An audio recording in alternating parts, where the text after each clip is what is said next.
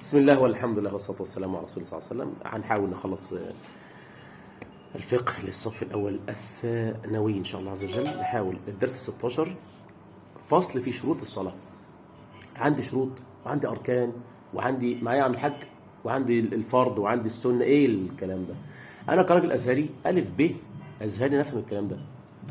أنا مش داخل أزهر عشان ألعب، داخل أزهر عشان أتقن دين، أتعلم دين، أتعلم. لذلك أنا في الناس اللي غير أزهر أو كتاب هو معايا أهو فقه، أنا واخده الناس مش في أزهر أساسا، لأن ده خلاص بقى المجتمع كله بيجري ورا المادة ملوش علاقة بالدين، فبالتالي الناس عندها حرمان شديد. أنت ربنا كرمك ودخلك جوه الأزهر تكسل وتكبر دماغك؟ لا، يعني أنتوا يعتبر الأزهر دلوقتي هو الخير الباقي في الدنيا حاليا.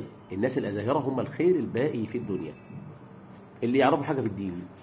لا لو ذاكرت مش ما ترفعش قفاك كده لفوق او ترمي السقف. لو ذاكرت واجتهدت وعرفت فضل الله عليك انك دخلت ازهر.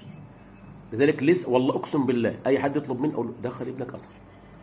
في زمان لم يوجد دين يعني في ناس بيقول لي انا عايزين نشرح الدين يا شيخ. والله على فكره في ازهريه برضه ما عندهمش لانه مكبر دماغه. لكن انت ليه حرام عليك تسيب علم زي ده؟ والله في ناس معايا في المدرسه وبعدين خفت عليك على فكره.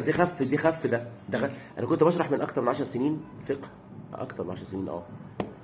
كان فقه، كان منهج بجد، حاجه بس لا المدارس الحكوميه حاجه دسمه. ما هو المدارس الحكوميه مفيش فيها الكلام ده. المدارس الحكوميه ده المدرسين بيسيبوا الدين. يا ساتر، عايز الطلاب يطلعوا يعملوا ايه؟ استغفر الله العظيم يا رب.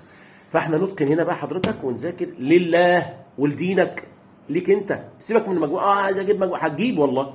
يعني رساله لتلامذتي في الازهر كلهم وبناتي طبعا لما شغالين الازهر، لو ركزت في الشرعي وركزت في العربي وركزت في القران انت كده حصلت تلتين الدرجه.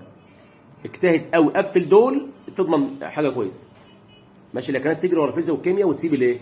الشهر لك حرج اخر الشهر نهارك ابيض. اخر الشهر على فكره بتلم والله. طب ادي هنلمه، ما احنا بقالنا من ساعه ما بدانا مع بعض. لم يا اخوان اصلك خلاص.